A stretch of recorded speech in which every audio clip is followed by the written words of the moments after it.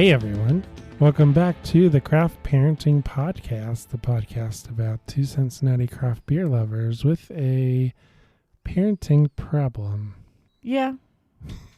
That's accurate. The kids have been good, well, pretty good lately. Elliot's been pretty jawsome, and he likes to use his teeth, so that's fun. Yeah, there is a banner behind me that says Jawsome. It's pretty jawsome. I don't know why it's up in our house, but we'll leave that there. Because I spent money on it, and we are going to enjoy it. Damn it. And I keep running into it with my tall head. That's what you get for being 7 feet tall. Not 7 feet tall. Thanks so much for being here. My name is Joe Ludwig, and that voice that you hear is my lovely wife and co-host, Caroline. How's it going, Caroline? Well, I didn't fall asleep in bed with Lily tonight, so I will take that as a win. I've been putting Lily to bed lately and unintentionally putting myself to bed at the same time because she takes forever to fall asleep, and I don't know which one of us falls asleep first, but I'll wake up at like 11 o'clock at night like, oh, maybe I should go into my bed to sleep. Our bedtime routine has changed quite a bit lately, with Lily being needing more, I guess, attention because she's not in a crib or a pack and play anymore. Yeah, she can be very mobile and can decide that, no, I do not want to go to bed right now. And so we just kind of lay in bed with her until she falls asleep. And I saw it was on Instagram, but the video's everywhere, I'm sure. I saw a video that Dude Dad put out about, I think it was, the title was like the 5 arguments that spouses get into. Yeah. I think it was a part 2. Mm-hmm. And one of the arguments was the mom was in the bed with the kid, you know, like you were doing with Lily, trying to fall asleep. Mm-hmm. And Dude Dad comes in the room. It's all dark and stuff. And he's like, honey, I thought we were going to hang out. I'm wearing my gray sweatpants and everything. If you know, you know.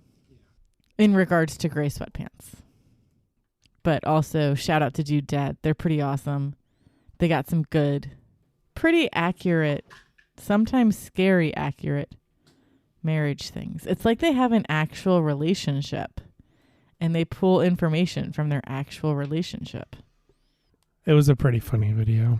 Maybe I'll link to it in the show notes if I remember. Editing Joe, remember to do this. Note. But we have another great show planned out for you this week. We are going to talk about strategies on eating out with small children. Now, for the record, you can eat out anywhere you want to with small children, provided, and like any time, provided you don't mind being that family. I recommend not being that family. And these are tips and strategies to avoid being that family, but you do you. So we'll talk all about that and more. So let's dive in and get started.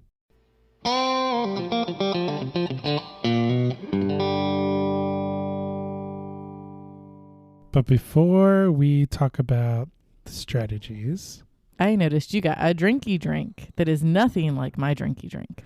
Yes. Well, I had 2. I pre-gamed. Wow. This was supposed to be a pregame until I put Lily down. And I might have almost fallen asleep in bed with her. I tried real hard. You did? I was proud of you tonight because we tried to record yesterday and you were out. Like you were under the covers. I mean, for the record, I'm always under the covers whenever I put Lily to bed. And I always bring in my own pillow because she doesn't like to share. Maybe that's your problem. I would like to be comfy when I have to lay in bed with a wiggly toddler for an hour plus. But I pre-gamed. I pre-gamed a Thundersnow Scottish Ale by Mad Tree Brewing here in Cincinnati, Ohio. That's a pretty yummy one. It's a good one. We had it in our Christmas show. We've had it on the show before. But as I said, it's a Scottish ale. It's not necessarily a Christmas beer. February is today's a bad example because it's like 60 degrees. It's 60 degrees and raining all day. It's April, but it's February. Yeah, but I like to pretend, I guess, it's February. Big, dark, heavy beer. It sounded good at the time. I mean, we almost had some thunder today. It wasn't thunder snow, but we almost had thunder. Oh, we did have thunder this morning after you left. Oh, I missed that. So it's from Mantry Brewing, Cincinnati, Ohio. ABV is 8.5%, and no IBUs were listed. But I am also currently drinking a beer, and it is the Vienna Lager by Westside Brewing over in Westwood, Ohio. Westside. I'm going to turn that into a button, I think. I mean, you should. I say it a lot, and it would just make life easier if it was a button.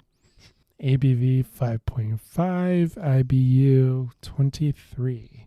So this is a little bit lighter, a little more crisp than the Scottish Ale. Could one say it is a crispy boy? No, that's a specific beer. This is true. It is not a pale light lager. Yeah, Vienna, it's way darker than a crispy boy. So yeah, both very delicious beers. I guess not opposite, but pretty far apart on the spectrum. So what are you drinking? I am drinking a Sonder Brewing Kenosha Kickers, which is an apple streusel inspired ale. And it is pretty gosh darn delicious. It is 7.5% ABV, and if it has any IBUs, you can't taste it because apple pie. I would like all of this all the time. Can we get a tap of this in the house? Well, we tried to do draft beer, and we failed miserably. One day we'll get that up and going again. Yeah, I doubt that. We can pretend. So yeah, I did try that when we were at Sonder, I think, or maybe you did later. It's a pretty good one. It's not necessarily your cup of tea, but it is definitely my cup of tea. Yeah, I wouldn't pay to have a pint of it. I would just like a sip or a flight or whatever, 4 ounce. I would pay to have this put in as an IV. And then you won't be able to taste it. Sure. We'll go with that.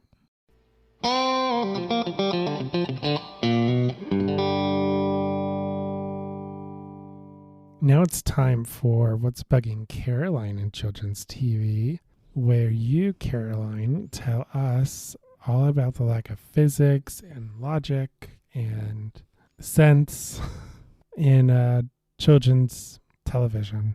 So take it away. So, surprise, surprise, we're going to talk about Mickey Mouse Clubhouse.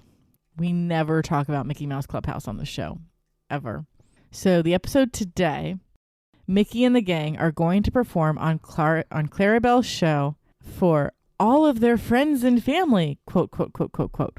But when they finally get to the show, after hijinks ensue trying to get rid of the hiccups because all of them get the hiccups, there's like 4 people in the audience because the show is Mickey, Minnie, Donald, Daisy, Goofy, and Pluto, and like 4 other characters. So like the 4 other characters are in the audience, but like none of their family. Is Professor Von Drake related to Donald? Is that ever answered? Is that like his uncle? I don't know. It's not answered in Mickey Mouse Clubhouse. I mean, well, because he's Professor Von Drake, and Donald is Donald the Duck. Is the Duck his last name? What is his last name? Do we know this? I know in Mickey Mouse Clubhouse we don't know this, but do we know this in like the Disney universe? I don't know. Does Mickey have a last name? Is Mickey his last name? Then does he have a first name? No, Mickey is his first name. And then is Mouse his last name? I don't know. Because then there's also Mortimer Mouse, but they don't act like they're related. I'm very confused. And if Minnie is also Minnie Mouse as being her name, that's real awkward if they're dating and going to have a relationship. You don't want to marry someone who has the same last name as you. I remember... Pro tips. Well, so early days in our relationship, not going off the rails at all, Joe's family mentioned about, oh yeah, we're going to see the Burkharts soon. And I was like, oh, sweet. I got friends that are like, I know people called the Burkharts. Like, let's see if these are the same people. They were not. But your mom had like a mild panic attack for 10 minutes that we were like second cousins or something like that. Because, oh my goodness, you know Burkharts too. Are you related to them? Oh my goodness. Can't do this if y'all are like second cousins and just don't know it. So that could be questionable. So so no families there. Like their friends are there though. But also, what are their last names? Do we know this? Is this a thing that I just don't know? Like I haven't dove deep into the Disney metaverse to find out. That hand gesture worked really well in the visual medium that is a podcast. Yeah. Well, I feel like you are having an identity crisis on behalf of these fictional characters. I am. These fictional characters that I like have plastered all through my house and my clothes. Who are these people? Yeah, Who you're literally am I? wearing a sweatshirt with Mickey Mouse on it. I forgot about that. That I got in Paris. Yes. And I don't think I've ever worn that. I think you always wear it. I think you've worn it like twice. But it's that fun European sizes are way smaller than American sizes. So this never really fits you well. I think I compensated for that when I bought it. I think maybe it's mine now. It's always been yours. Let's be real. Joe, this is how marriage works. What's yours is mine and what's mine is mine. That is a thing that happens. So where are these people's family? Like later on in the series, it's a series. Like we meet Minnie's nieces, but not whatever sibling is responsible for the nieces. Like the nieces just randomly pop up, like with no adult supervision. And these are young kids. So where in the world are their parents? Because they need some supervision to get to see their Aunt Minnie. Donald has nephews, but I don't think his nephews ever pop up in Mickey Mouse Clubhouse. No. Does Mickey have a nephew that pops up at some point? I don't think so. Mickey doesn't have. Mickey does have nephews, but that is in a different cartoon series. Is this like Marvel, where like the comics don't equal the movies, where like there are different timelines or whatever? I'm so confused. And this is not what I was going to talk about, but this is where we ended up. We went on a journey. No, it's probably simple. The first season of Mickey Mouse Clubhouse probably didn't get a budget. But they had like 26 episodes. Right. But it costs money and time to animate characters, right? But I need answers. Well, you don't always get the answers in the first season. I don't care. I need answers. Look about the book of Boba Fett. That was a good series. 10 out of 10. Do you recommend? Probably like a 7 out of 10. It's all about the journey, and they took you on a journey. It was a very confusing journey.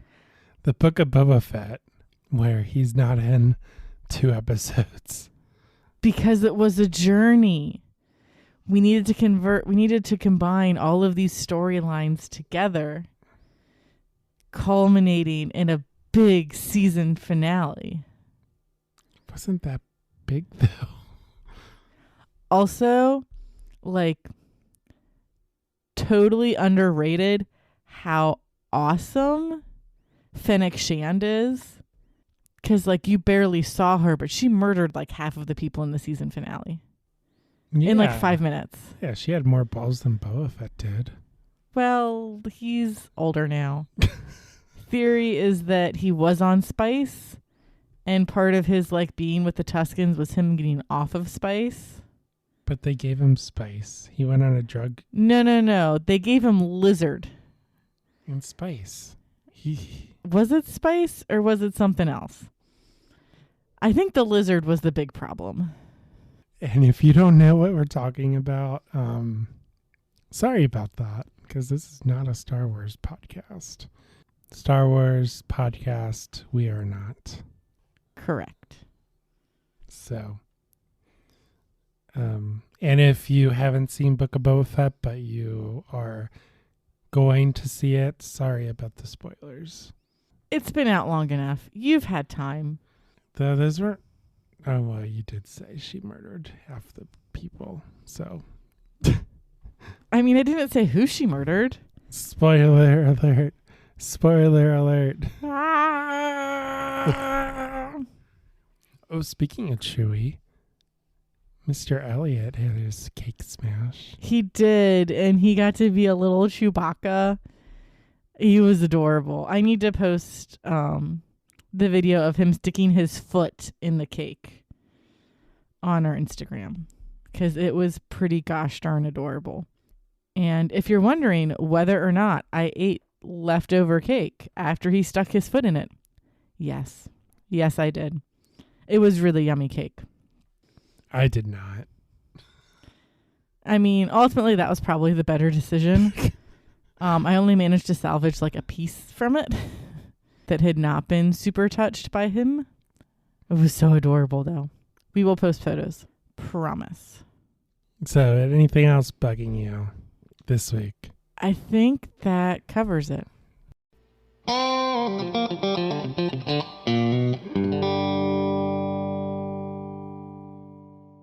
On to our main topic, which is eating out of the house with small children. Now, everyone is different. No two families are alike, and definitely no two kids are alike. Elliot and Lily have some similarities, but they're like completely opposite almost everything at this point. You do what works best for you, but this is how we roll. I am of the opinion that small children eventually turn into big children who then turn into adults. They need food to keep growing, and you can't expect them to learn how to handle a situation without giving them the experience of the situation. Because of this, restaurants should expect to have small children dining with them from time to time, some more frequently than others. Now, like, I'm not going to take the kids out to Jeff Ruby's, but like the kids are going to go to Frisch's. They're going to go to First Watch. They're going to go to 50 West. Like, they're going to go to a variety of restaurants. When was the last time we were at 50 West? When I was having a bridal shower and you were at 50 West. I'm trying to name places. I just roll with it. So if your child or children never get to experience anything other than their house, you can't expect them to know how to handle going to a restaurant or like being out in public in general. And like, I'm looking at you, people who give young families stink eyes when they're out at restaurants and the kids acting a fool, if the parents are actively trying to get the child to stop acting like a fool. Because yes, you can take the kid out of this, like you can physically remove the child out of the situation. But part of that then teaches the child, oh, if I start acting a fool, I can get out of the situation that I don't want to be in. But the other thing is too, like, you still got to pay the bill. You still got to pack up your food. Like, let them finish doing whatever it is that they are doing and then go. As long as your kid isn't like running around between, like under tables and stuff and screaming the top of their head off, they're probably fine. They're learning. They're trying to learn how to be a person. They have lots of complex emotions for one so small, and they don't know what to do with them. Oh, I got that firsthand from Lily today. And you didn't even leave the house. As I was trying to put her to bed, Mm-hmm. and she was dead weighting one way, just like completely dead weight. I'm going to fall. Like, apparently I'm 7 feet tall. I'm carrying her. Mm-hmm. She's just dead weight. I'm going to fall backwards. I'm like, Lily. Trust fall. Basically, it's not going to feel good if you fall 7 feet. Nope. Even though she's 6 feet tall. Still a pretty far drop. She's 6 feet now? If you're 7 feet, then yes, she's 6 feet. Okay.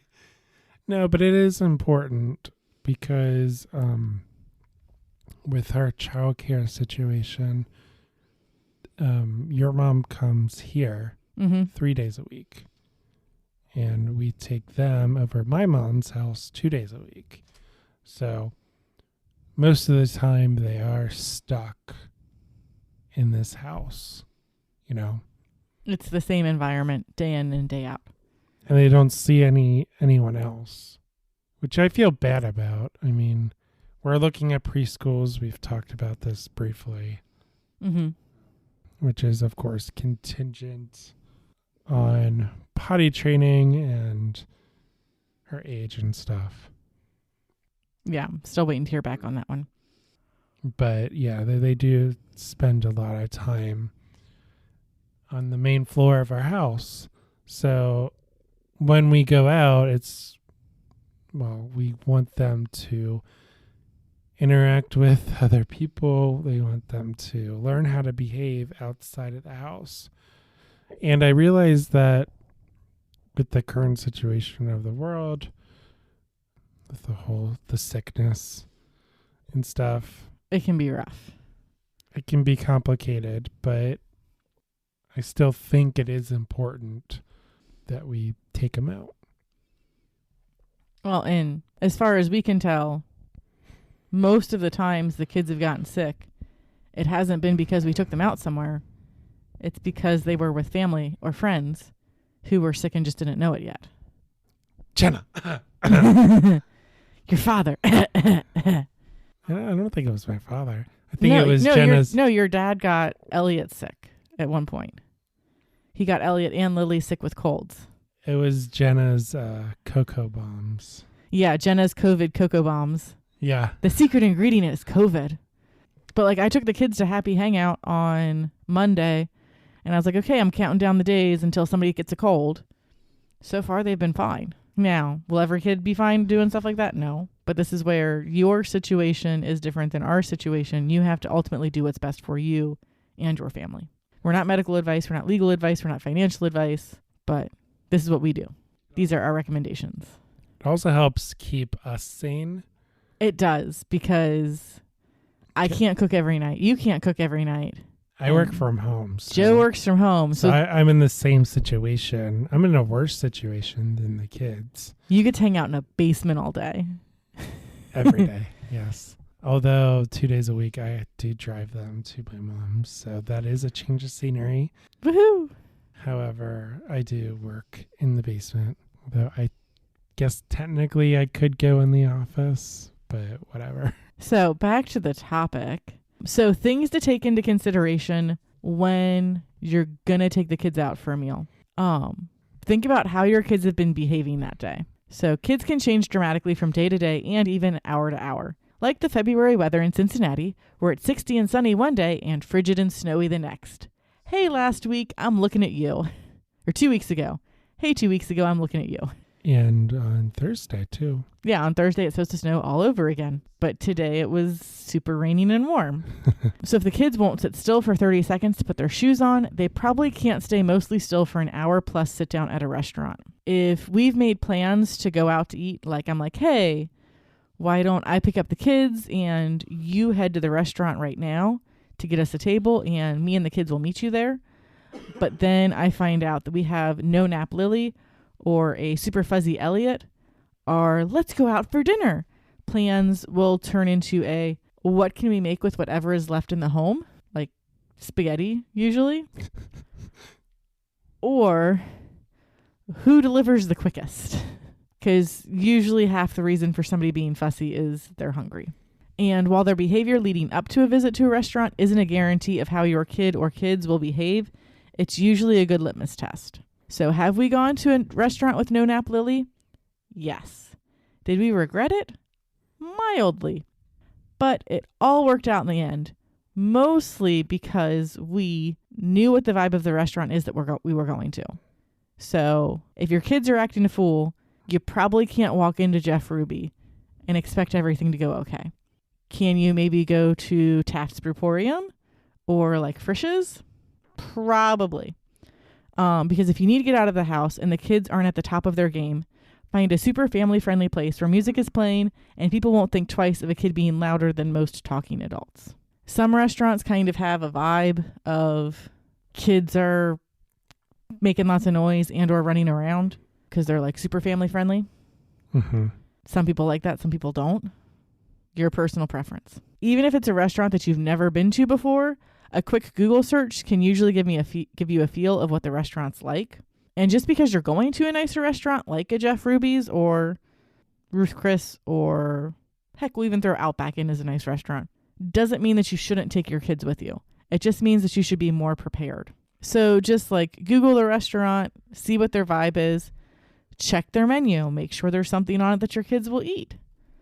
Because some kids are really picky. Fortunately, our kids typically eat whatever we throw at them. Sometimes they throw whatever we throw at them, but that's just because they're learning how food works still. Elliot does like to throw stuff.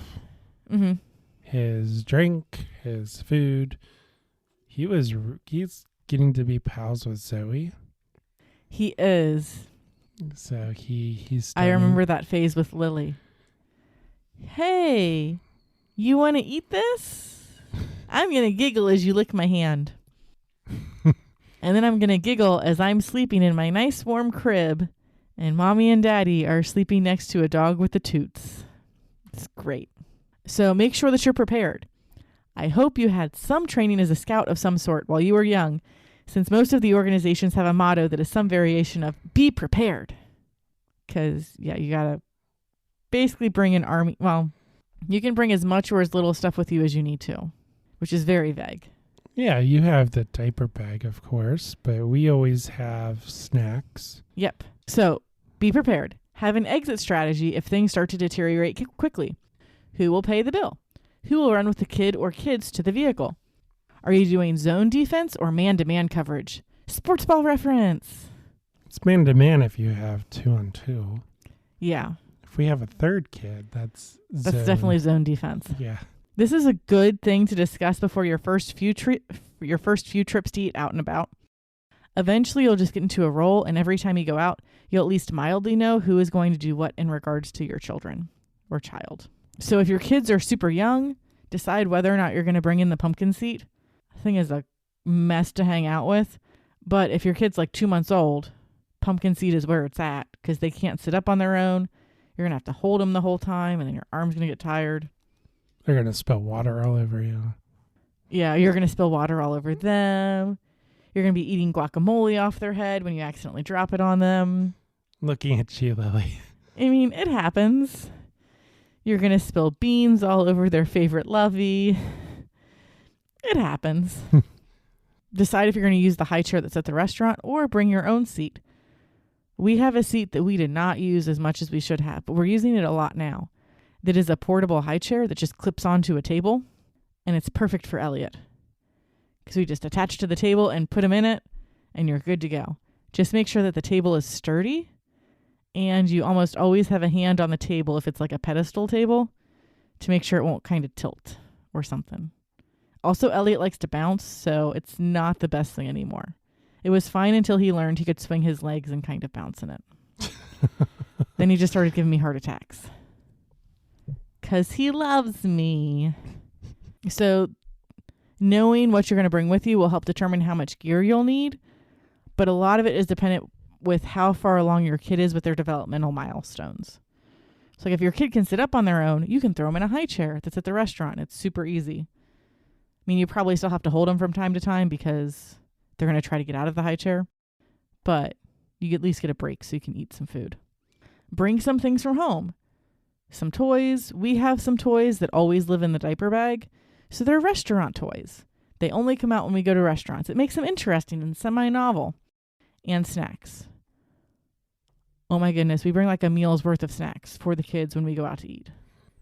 They really like these food pouches that Kroger has. Mm-hmm. It's like just like the off-brand or whatever. Like food pouches that's like banana oatmeal or apple spinach. Yeah. Or blackberry banana. So like we'll bring some food pouches. Maybe we'll bring some goldfish or another handheld snack that we can like slowly give to the kids. The ultimate goal is you want something that's going to take a while for them to eat and that you can portion out, because you're probably going to be at the restaurant for an hour. Mm-hmm. That's about how long it takes to sit down. Well, that's not even including like wait time to get to a table. But that's about how long it usually takes to like order your meal, get your food, eat your food, and then pay your bill and leave. I mean, it depends on the restaurant too. Yeah. I guess that's a pretty good estimate. Yeah. An hour. So we'll like, instead of giving Lily the container of goldfish, we give her like 3 goldfish at a time. And you don't get any more goldfish until you finish the 3 goldfish that we gave you, which will add like 10 to 15 minutes onto her eating experience. When we get them food, we'll hang on to the plate and we'll just give them portions of things from their plate. Again, they like to throw things, and I don't want them throwing a whole waffle onto the floor, because then there is no more waffle for them to eat. But if they throw a piece of waffle onto the floor, I'm not as mad about it. I paid good money for that waffle. You're going to eat it and you're going to like it. And they do. They do. They love their carbs. Elliot especially. That kid can just shovel food in his mouth. He all eats day. a meal and then will ask for more food. He's growing. I get it. Future linebacker. Now, you said it before, O-line. Yeah. He's going to be the Bengals O-line to make sure that Joe Burrow doesn't get sacked. So when he's 23 and Joe Burrow's 46. Yep. That's exactly what's going to happen. Relief is coming, Joe Burrow. Mm-hmm. You just have to wait 22 years. Yeah. Or whatever. Another tip is to go with the flow. Sometimes your kids are wackadoos and you never know what's going to happen. We've always got our like golden ticket in our back pocket that isn't always a golden ticket of, I'm going to put Sesame Street on the phone. I try to avoid doing that as much as possible. We've only done that once. And that was... It was at Bob Evans. And we should not have gone out to eat. But we did not have food in the house. And we were all very hungry. And the wait was very long. The deck was stacked against us from the beginning. Yeah. But it all worked out in the end. We got food. They didn't give us the high chair for Lily. That was the issue. Yeah, the biggest issue was we only had one high chair, and that was reserved for Elliot. So Lily was kind of like bouncing up and down on the bench. We were that family that time. We were that family. Yeah. But we were respectful. We apologized to people if our kid was being hella loud or messy. Like the table behind us, we're like, hey, sorry about that. And we like pull Lily away as she tries to start a conversation with them. A few moms in the restaurant like gave us like looks of, oh my goodness, I've been in your shoes. It'll be okay. No one was super rude about it, which was nice. I mean, and part of that too is as long as you're making an attempt, like a genuine attempt to calm down your child, people are usually okay with you. If you're just blatantly ignoring your child acting a fool, that's when people get unhappy. Yeah, that was that time. It was our fault. It was not a good situation. No, because we went when it was just about Elliot's bedtime, like nap time, for his morning nap. We left like an hour after we should have left. Yes, it was good times. Because his nap is at 10. Or was at 10. Mm-hmm. It's not so much now, but back then it was. And then, like, if your kid made a mess, attempt to clean it up. Like, don't start mopping the floors, but don't just, like, leave silverware all over the floor. At least, like, put it on the plate on your table so the server can have an easier time picking it up. The big thing that I always forget to do, take pictures. Your kids are little. They're adorable. Take photos of them so you can cherish these memories when they're teenagers and driving you crazy. Or you have blackmail. Or you have blackmail for their wedding. There was a wedding that we went to where one of the ring bearers got like a third of the way down the aisle and then stopped, turned around and ran. And I know somebody had it on video. And he was like 8 or 9. Like he was old enough to know better, but just he was being a kid because kids are going to kid. lots of complex emotions in a small body. They're still learning how to process them. You do you, dude. That was a weird It was moment. It was. And sitting across the aisle from us was an aunt or someone who was like super related to that kid, because she had been like trying to encourage him to go more down the aisle before he stopped and turned around and ran. And I was like, oh yeah, that's super funny. Like, he's gonna be super embarrassed about that. What, like, save this for his wedding day. And she's like, oh yeah, don't worry, he won't be living this one down for a long while. Like, poor kid. Like, don't torture him over it. But this is definitely like best man speech worthy. Like, I'm so glad that he finally made it down the aisle and didn't just turn tail and run away because of his love for his significant other is so strong.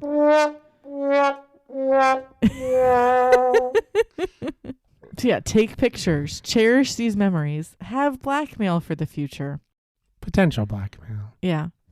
Share your food with your children and your spouse. Particularly if you are the male spouse, share the food with your significant other and your children. Why? Why do I have to share? What's yours is mine and what's mine is mine. Mother of your children. Joey doesn't share food! So when we first started going out to restaurants, Lily would just get bits off of whatever we were eating. Now we actually order her food off the kids' menu, and she shares with her brother, whether or not she knows it. So we just like split a kids' meal between the two of them. At some point, I will have to bite the bullet and buy 2 kids' meals because our kids can eat. Lily hasn't been eating as much, but Elliot, he just shovels. Mm-hmm. It was adorable at his cake smash. His little fists were full of cake, and he just went face first into his cake to get a bite. And then the photographer went to hand him the cooking spoon because she likes to give the kids a cooking spoon, especially if they're like not super into destroying their cake. It also looks good in photos. He was into He was it, very into destroying his cake, though. And she was like, he's not taking the spoon. I'm like, it's because his hands are full of cake. He would rather hold on to the cake than the spoon. Eventually, he gave up some cake for the spoon. But boy was covered in icing. He was pretty cute, though. Again, I need to share that video. I will do that tonight. He got more into that than Lily did. He did. But he is like... He's not like super into sweets. Like, he likes sweets. But Lily will like do anything for a sweet, and she's always been like that. So I was kind of like unsure of what he was going to do with his birthday cakes. He went to town though. He did. I wasn't there because I was with Lily, but I saw the video that you're going to share tonight. Yes. And then the other big thing is buy me dessert. I am a treat and should be treated as such. Who's going to buy me dessert? Lily will buy you dessert. Lily will buy me dessert. Lily will eat my dessert. I mean, you're not wrong. Do you have any words of wisdom that you want to add to that? Words of wisdom. Except that she will get messy in the process because... Oh, yeah. I mean, I accept that. I accept that kids, as you said, kids will be kids. They will basically do what they want. Lily is really adorable. She doesn't seem to be shy because we tried to be as normal as possible. She has her moments, but those are like typical like toddler moments. Of like, but wait, you're talking to me. You've noticed me. I'm going to go hide behind mom. And then eventually I'll peek out and start saying stuff.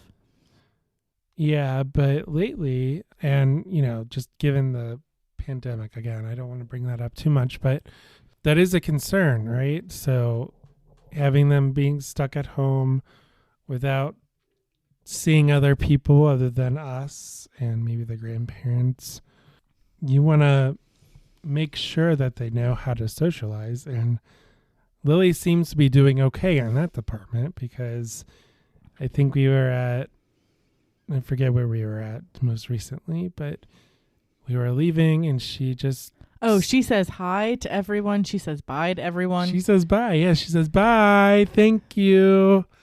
She's the politest toddler you will ever meet. Yeah. I'm really hoping that she sticks with that. But so on Monday, I took Lily to the grocery store with me because we needed to pick up some staples, like important things for the pantry staples, not like paper staples. And I was like, okay, Lily, if you're good, you can stay out of the cart. But if you're not staying near mom or anything, then you're going to have to go into the cart, which she was not a big fan of anyway. And she was just running around the store, close to the cart. She was helping me get stuff in the produce section. She was saying hi to everyone. She said bye to half of the people she said hi to. She's like run up to somebody and say hi, and then go run and get an item. We counted bananas. We counted apples. We made it a learning experience. And then she ran up and down the diaper aisle, touching all of the boxes of diapers like 3 times.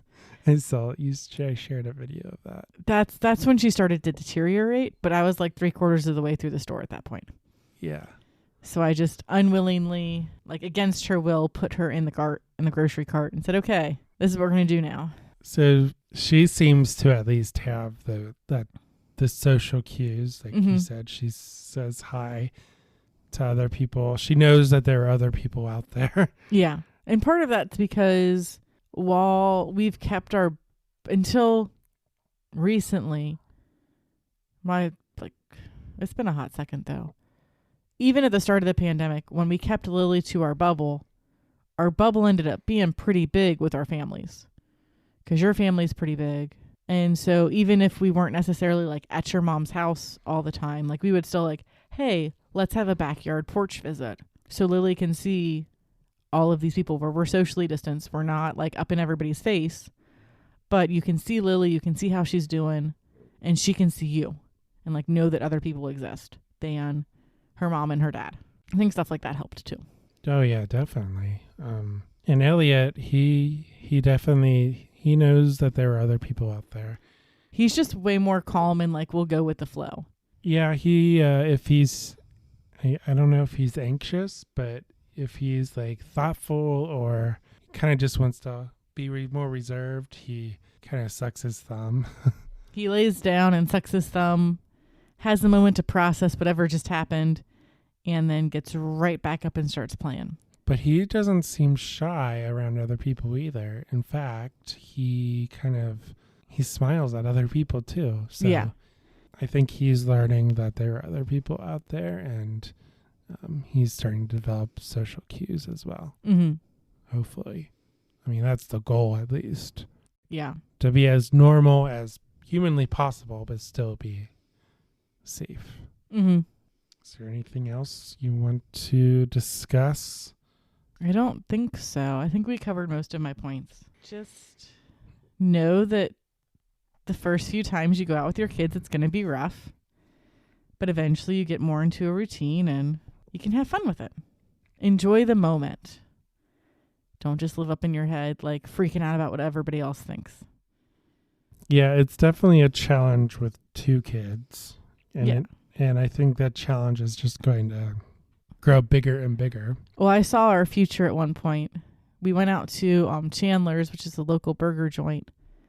And next to us was a little girl who was dressed head to toe pink with her adorable Minnie Mouse snow boots on, which Lily said, "Pink, Minnie Mouse."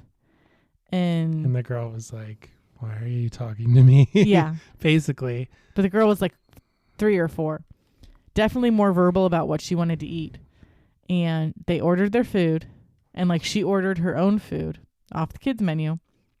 And like I think we like had just gotten our food. So they were probably going to get their food in like 5 to 10 minutes. And she tells her dad like, "Oh, I want the applesauce instead of the French fries." And he's like, "Well, you already ordered French fries, so it's too late to change it." Fortunately, she didn't have a meltdown, but that's coming. Be prepared. I think I missed that. I don't remember that. You're just listening. I'm a mom. I'm always listening. You have ears behind your head. I have ears everywhere and eyes in the back of my head. You should know this by now. I have used some of these skills for evil on you. Evil. Well, you wouldn't describe them as good. Like when I'm upstairs in bed and I know that you are getting ice cream. I'm like, hey, where's my ice cream? Okay. I think we've digressed enough. Digressed enough. Okay. Did we mention that you should buy me dessert? I think that's what that says in there. Buy Joe dessert. It says buy me dessert. Well, me. If I read it, it says... No, it's me. But if I read it, it's buy me dessert. No. Me. We almost never get dessert. We very rarely get dessert. I was going to get dessert one night and the waitress didn't ask. And I'm like, not going to. You didn't ask. If you would have asked, I would have gotten it. Maybe next time. Yeah.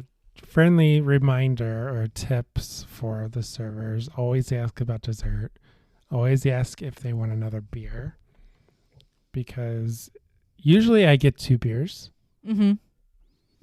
Not so much with 2 kids, but in the past, before kids, for sure, I would definitely get 2 beers, but they always have to ask, right? Yeah. If they don't ask, I don't order that second beer.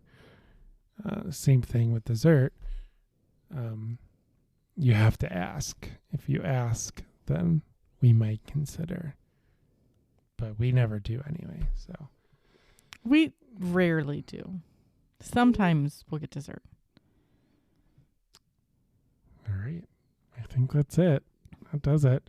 If you have tips for us, or if you want us to share more tips, just let us know. Mm-hmm. Send us an email or comment on this on our social medias. Yep. I don't know. Like, subscribe, share.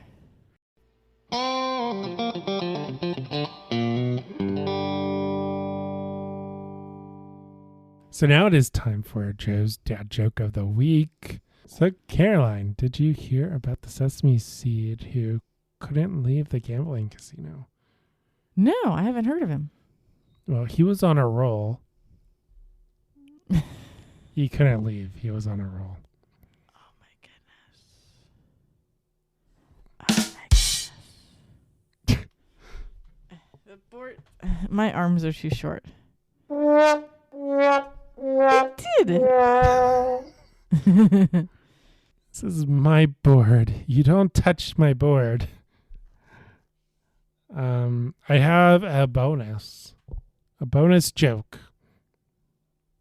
Are you ready? I am as ready as I will ever be. What's orange and sounds like a parrot? I don't know. What? A carrot. Oh my goodness.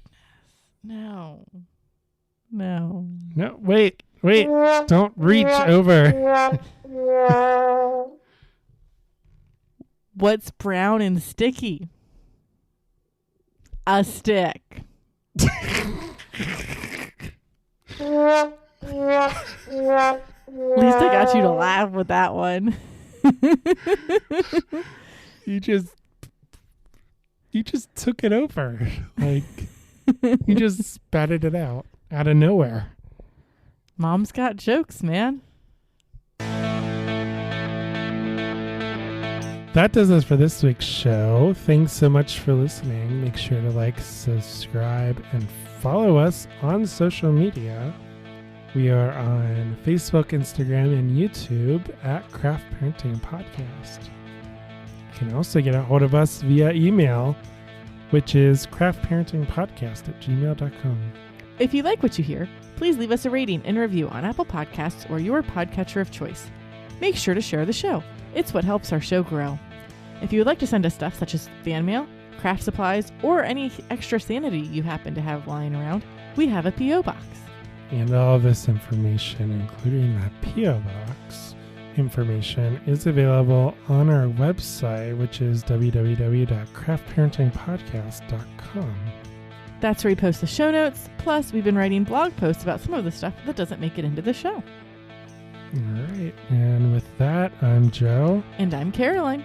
See you next time on the Craft Parenting Podcast.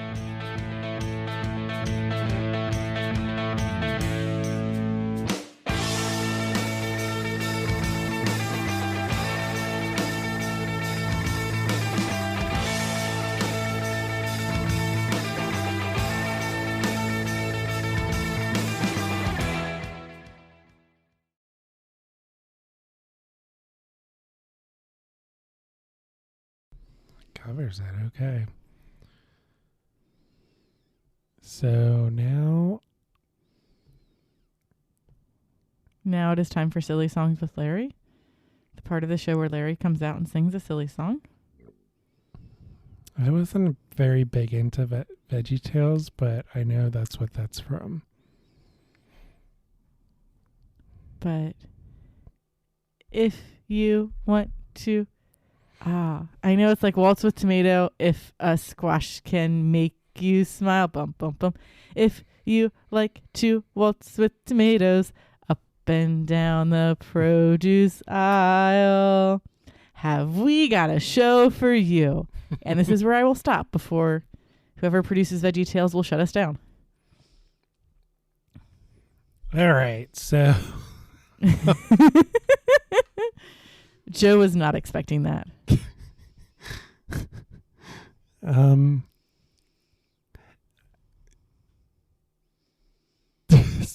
Okay, so I think I broke Joe.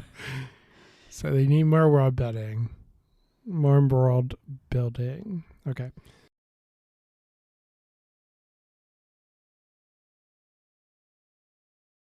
On to the main topic of this week's episode, which is all about eating out with small children.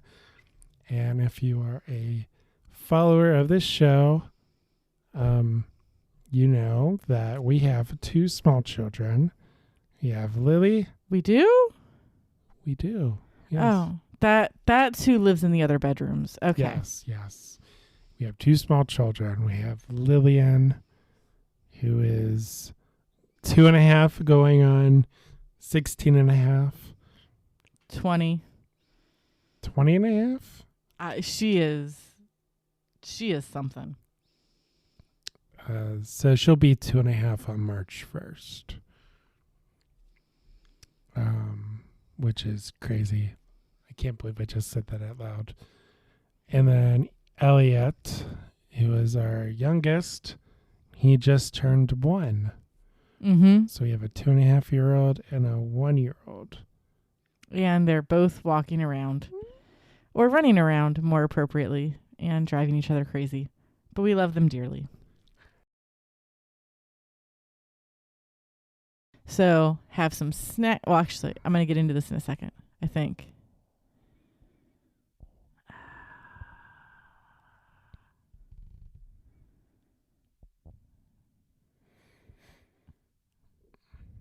I don't remember typing all of this. I typed this up when I was really tired the other night.